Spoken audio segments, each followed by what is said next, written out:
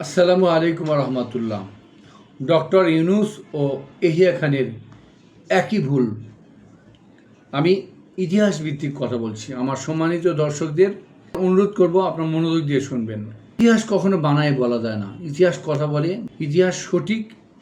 আমি ডক্টর ইউনুসের আলোচনা করছি, ইয়াহিয়া খানের সাথে তুলনা করছি। এহিয়া খানের যে ভুল আর ডক্টর ইউনুসের ভুল একই রকম। ডক্টর ইউনুস এখন অপমানিত, লাঞ্ছিত হয়ে ফ্রান্সে চলে গেলেন, দেশ ত্যাগ করলেন।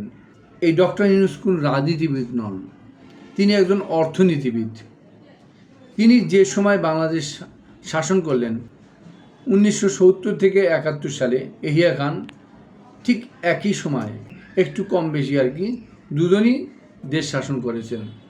দুজনের কেউই রাজনীতিবিদ নন, একজন সামরিক প্রশাসক আর একজন হচ্ছে অর্থনীতিবিদ। আপনারা জানেন যে এই ডক্টর ইউনুস লন্ডনে গেছিলেন, তারেক রহমানের সাথে একটা বৈঠক করলেন। আপনার বৈঠকের ছবি দেখতে পাচ্ছেন, তারেক রহমানের আশ্বাসের কথা দেখতে পাচ্ছেন।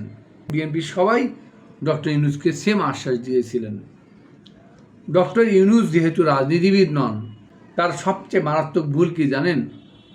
তিনি যে তারেক রহমান থেকে আশ্বাস পেয়েছেন, সেই আশ্বাস যদি কোনো লিখিত থাকতো, আজ কিন্তু এই ডক্টর ইউনুসের এই লাঞ্ছিত, অপমানিত হয়ে ফ্রান্সে যাওয়া লাগতো না। দেখেন ডক্টর তারেক রহমান কি বলেছেন, আর আজকে কেন সে লাঞ্ছিত হয়ে ফ্রান্সে চলে গেলেন।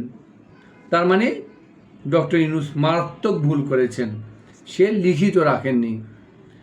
1970 সালে এহিয়া খান সেম ভুলটা করেছেন। আমরা জানি যে 6 দফার কারণে এই শেখ মুজিবুর রহমানকে নির্বাচনের জন্য অযোগ্য ঘোষণা করা হয়েছিল। সে নির্বাচনের যোগ্য ছিল না। 12ই ফেব্রুয়ারি 2026 নির্বাচনে আওয়ামী লীগ কি নির্বাচন করেছে? এরা হচ্ছে ফ্যাসিস্ট পার্টি, ওরা নির্বাচনের যোগ্য ছিল না। 6 দফার কারণে শেখ মুজিব নির্বাচনের যোগ্য ছিল না। এরপরে এই শেখ মুজিবুর রহমান একটা কোরআন শরীফ হাতে নিলেন, হাতে নিয়ে এহিয়া খানকে বললেন যে আমি 6 দফা থেকে বেরিয়ে আসছি, এই কোরআন ছুঁয়ে কসম করছি। 6 দফা তো আর কোরআন না যে বের হয়ে আসা যাবে না।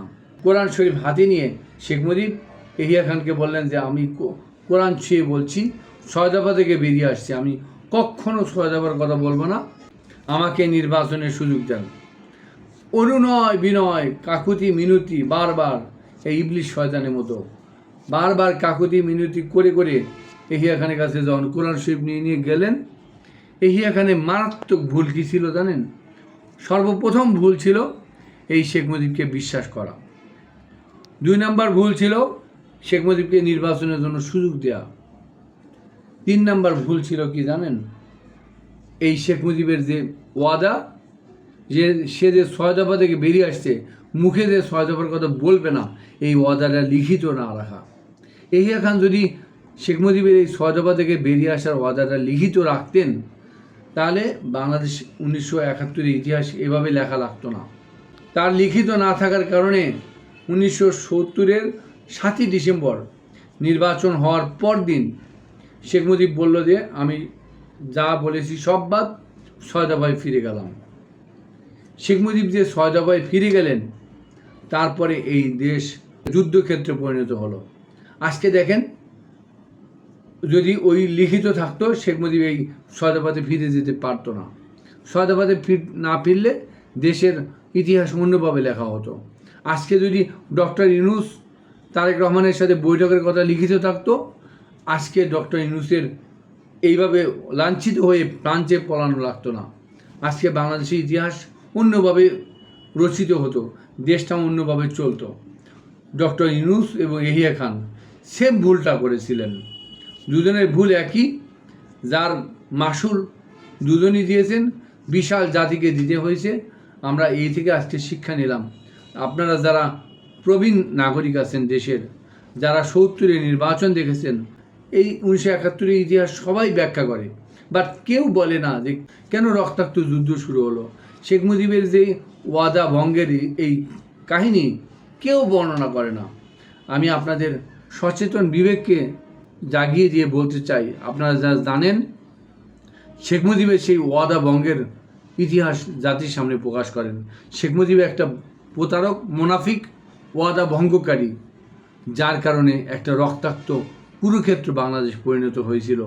আমরা এই ইতিহাস থেকে শিক্ষা নিলাম যে ডক্টর ইউনূস এবং ইয়াহিয়া খান সেম ভুলটা করেছেন। আমরা ইতিহাস আরও পড়ব, অন্য পর্ব নিয়ে আপনাদের সামনে আসব। সে পর্যন্ত সাথেই থাকবেন। ধন্যবাদ।